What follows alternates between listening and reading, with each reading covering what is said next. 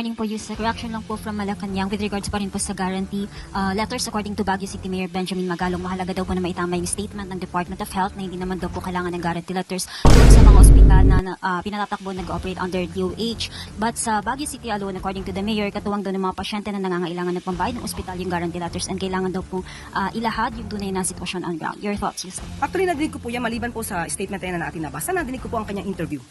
Ang sinabi po niya ay sinungaling si Secretary Ted Herbosa sa pagsasalita na hindi naman po nagre-rely ang DOH hospitals, especially with regard to basic accommodations sa guarantee letters. So bago po siguro magsalita ang isang tao na sinungaling, kailangan po nilang humarap sa salamin at tanungin nila sa sarili nila, sino ba talaga ang sinungaling? Makikita po natin kung ano po ang nais ng Pangulo. Nakalagay po mismo sa 2026 GAA na patungkol po sa anti-EPAL. Paunti-unti po na gusto ng Pangulo ma-resolve ang issue na ito. So kung yan po ang nakikita ng mga department heads na dapat ay mas mabilis, tignan po natin kung kailan po nila magagawa ang kanilang. Gusto kasi nila mga boss, hindi sila pinupunoy na pag may pagkakamali. Kaya nagpasulong ng batas itong si BBBM, si Pangulong Marcos, na lahat ng mga EPAL sa social media at sa magpapa-interview sa kakasuhan. Kapit din ito Mga guidelines. Tinanong ko po kanina yan kay Sec. John Vic at saka kay Secretary Toledo. Tingnan po natin ang mga guidelines, pero ang nais po ng Pangulo mas mabilis na panahon. Maayos po ito. Pangulong Marcos Jr. nasa United Arab Emirates na. Bilateral relations sa pagitan ng Pilipinas at UAE pagtitibayin. Hindi tayo sure dyan mga bossing kasi kahit pumunta tayo sa mga public hospital ngayon, di ba? Kahit pa sabihin mong libre, may babayaran pa rin yung mga bossing. Tama. Tsaka hindi lahat ng guarantee letter ina-accredited ng mga private hospital. Yung iba dyan kailangan mo pa talagang i-please para sa ganun makahingi ka ng 100% na walang babayaran.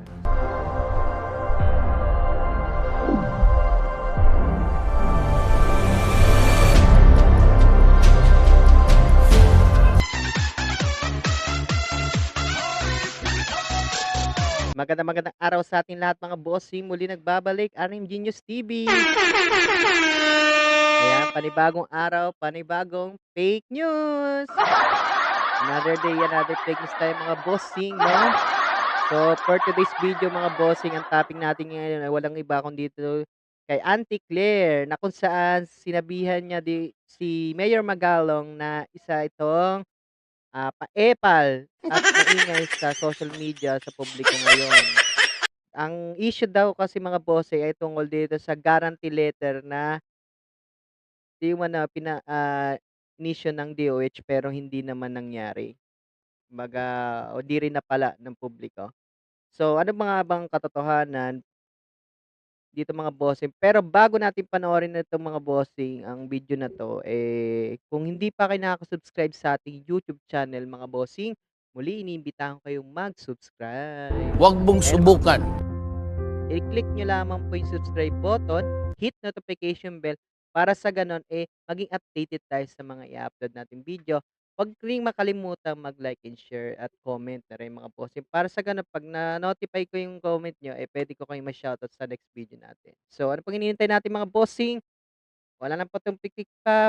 Panoorin na natin. Let's go. Sa ngayon po, Video. Bali, ang reaction nga pala na doon sa statement ni Claire Castro doon sa hindi na daw kailangan ng guarantee letter galing sa DOH para sa gano'n matulungan nating mga kababayang mahirap. Hindi tayo sure diyan mga bossing kasi kahit pumunta tayo sa mga public hospital ngayon, 'di ba? Kahit pa sabihin mong libre, may babayaran pa rin yang mga bossing. Tsaka hindi lahat ng guarantee letter ina-accredited ng mga private hospital. Yung iba diyan kailangan mo pa talagang i-please para sa gano'n makahingi ka ng 100% na walang babayaran. makikita po natin kung ano po ang nais ng Pangulo. Nakalagay po mismo sa 2026 GAA na patungkol po sa anti-EPAL. Paunti-unti po na gusto ng Pangulo ma-resolve ang issue na ito. So kung yan po ang nakikita ng mga department heads na dapat ay mas mabilis, tignan po natin kung kailan po nila magagawa ang kanilang.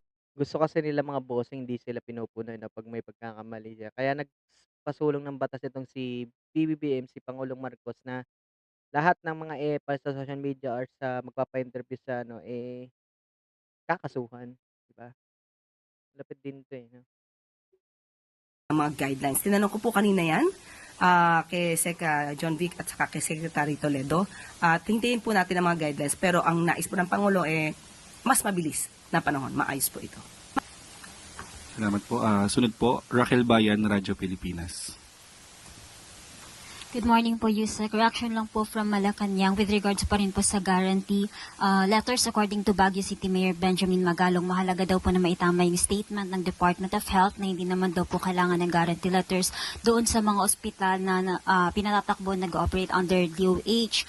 But sa Baguio City alone, according to the Mayor, katuwang daw ng mga pasyente na nangangailangan ng pambayad ng ospital yung guarantee letters and kailangan daw pong ilahad yung tunay na sitwasyon on ground. Your thoughts, Yusek? Actually, nadinig ko po yan maliban po sa statement na natin nabasa. Nadinig ko po ang kanyang interview. Ang sinabi po niya ay sinungaling si Secretary Ted Herbosa sa pagsasalita na hindi naman po nagre-rely ang DOH hospitals, especially with regard to basic accommodations sa guarantee letters. So bago po siguro magsalita ang isang tao na sinungaling, kailangan muna nilang humarap sa salamin at tanungin nila sa sarili nila, sino ba talaga ang sinungaling? Tandaan po natin, itong anti-EPAL bill na nasa 2026 GAA, pinasimulan po ito ng Pangulo. The epic online action game War Thunder lets you dive into massive battles and experience the Wala pa po itong anumang administrasyon na nagpapa-implement ito. Pero ngayon, nagiging usap-usapan dahil yan po ang gusto ng Pangulo. So, hindi pa po nasisimulan, papa-implement pa lang po, sinisiraan na. Una-una po, yung guarantee letter, 2026 pa lang po ito ipapa-implement. So, dapat malaman po mismo ni Mayor Magalong yung timeline. Dahil kung nakaraan po ay may mga guarantee letters, kaya nga po siguro sandamakmak yung mga guarantee letters na in-issue ng Baguio City. Kung sa tingin po niya to ay pang-EPAL, bakit kaya ang dami rin niyang guarantee letters? Ang mga guarantee letters po ay hindi naman po talaga sana magamit ng mga politiko. Inamin ni Mayor Magalong na ang guarantee letters ay ini-issue ng Baguio City, pero ang pondo ay galing sa mga senador. Sino po kayang senador ang tumutulong sa kanila? Ito po kaya yung kanyang mga na-endorso ng eleksyon. Ibig po rin po sabihin ang pagtulong ng mga senador dahil sa pondo na ito ay pang-EPAL lamang. Nakausap po natin si ASEC Albert Domingo patungkol po dito sa BGC or rather BGH or Baguio General Hospital. According to Baguio General Hospital MCC, ang mga guarantee letters daw po na naibigay po sa kanila ay inisyu ng Baguio City gamit ang pondo nila, hindi gamit ang pondo ng DOH. Dahil kung pag-uusapan po natin ang timeline ng zero balance billing, lahat po ng DOH hospitals sa basic accommodations, hindi po kailangan ang guarantee letters. So sa mga constituents ng Baguio City, kapag kayo po ay pumunta sa BGH, dahil yan po ay DOH hospital, kapag kayo po ay nag-avail ng services para sa basic accommodations, di nyo po kailangan ang guarantee letter. Ang sinasabi lamang po kasi ni Sec. Ted Herbosa, kapag binanggit po natin ang guarantee letter, it means may naggagarantiya.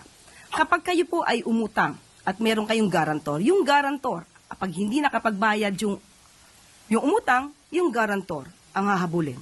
So, kung sino man po ang garantor nito, nagbigay ng guarantee letter, ang nais lamang po sabihin ni Sec. Ted, yun po ang magbabayad. Hindi po manggagaling dapat ang pondo na yan sa DOH. So, kung mag-i-issue po ang mayor ng Baguio City ng guarantee letters, siguraduhin po nila na may pondo po sila. At kung ano po ang magiging usapan nila sa mga private hospitals, hindi po natin hahadlangan yan. Unang-una, pangalawa po, may mga pagkakataon po na nadidinig po natin ang kadalasan ngayon, ang negatibong mga reaksyon ng mayor sa pamahalaan. Maingay po siya ngayon, wala man pong problema at nadidinig po yan ng Pangulo. Pero sana po ay naging maingay din siya nung panahon ng dating Pangulong Duterte. Yun po ang huling katanungan, Yusek. At bago tayo magtapos, Pangulong Marcos Jr. nasa United Arab Emirates na. Bilateral relations sa pagitan ng Pilipinas at UAE pagtitibayin. Ligtas na nakarating kagabi ang Pangulo bandang 11:09 p.m. local time matapos umalis ng 6:30 p.m. sa Pilipinas. Ang pagbisita ng Pangulo sa Abu Dhabi ay buhat ng paanyayahan ni UAE President Sheikh Mohammed bin Zayed Al Nahyan upang talakayin ang mga issue ng trade, defense at sustainable development. 14 na buwan lamang ang lumipas noong huling nagkita ang dalawang leader, hudyat ng patuloy na gumagandang relasyon sa pagitan ng dalawang bansa. Ayon pa kay Philippine Ambassador to the UAE, Alfonso Ver, malaking hakbang sa pag-usad ng ugnayan ng Pilipinas ang mga bansa at ng mga bansa sa gitnang silangan ang muling pag-imbita ng presidente ng UAE kay Pangulong Marcos Jr. Ang mga pangunahing layunin ng Pangulo sa kanyang working visit ay ang paglahok sa Abu Dhabi Sustainability Week, pagdalo sa paglagda ng Comprehensive Economic Partnership Agreement at ng Memorandum of Understanding on Defense Cooperation. Punong-puno ang schedule ng Pangulo sa pagbisita nito sa Abu Dhabi. Kaninang umaga ay sinimula ni Pangulong Marcos Jr. ang kanyang araw at pinulong ang kanyang gabinete sa isang working breakfast. Matapos nito ay nakatakdang makipagkitang muli ang Pangulo kay UAE President Sheikh Mohammed bin Zayed Al Nahyan sa Abu Dhabi National Exhibition Center. Ngayong araw din ay dadalo si Pangulong Marcos Jr. sa opening ceremony ng Abu Dhabi Sustainability Week kung saan siya magbibigay ng keynote speech at sa Zayed Sustainability Prize Awards na gaganapin sa ICC Hall. Magkakaroon din ng business meeting ang Pangulo kasama ang Damac Digital, isang global digital infrastructure company para isulong ang business and technology interest ng bansa. Dagdag pa rito, makikipagkita rin si Pangulong Marcos Jr. sa Filipino community sa Abu Dhabi upang kumustahin ang ating mga kababayan. Puno man ang schedule ng Pangulo, hindi ito magiging hadlang sa kanyang pagbisita sa mga kapwa nating Pilipino. Bilang huling bahagi ng kanyang working visit sa UAE, nakatakda namang dumalo ang Pangulo sa high-level gala dinner sa hudyat sa pagwawakas ng Abu Dhabi Sustainability Week. Hindi bakasyon at pangsarili ang pagpunta sa Abu Dhabi. Trabaho at negosyo, pambansang interes at seguridad. Ilan lamang iyan sa patuloy na isinusulong ni Pangulong Marcos Jr. para sa mas maginhawa at maunlad na bagong Pilipinas. So yun na nga mga bossing, dito na natatapos ang panonood ng video. Bali ang reaction nga pala na doon sa statement ni Claire Castro doon sa hindi na daw kailangan ng guarantee letter galing sa DOH para sa ganun matulungan nating mga kababayang mahirap.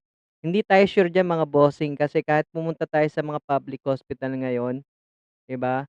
Kahit pa sabihin mong libre, may babayaran pa rin yang mga bossing. Tsaka hindi lahat ng guarantee letter, ina-accredited ng mga private hospital. Yung iba diyan, kailangan mo pa talagang i-please para sa gano'n, makahingi ka ng 100% na walang babayaran. So yun lang mga bossing, dito na natin natatapos ang panonood ng video. Muli kung nagustuhan niyo ang ating video mga bossing, ayan, muli iniimbitahan ko kayong mag-subscribe. Yan. Comment, like, share lang mga bossing para sa ganon, 'pag na-notif ko kayo, i-shoutout ko kayo sa next video. Yun lang mga bossing, have a nice day and peace yo.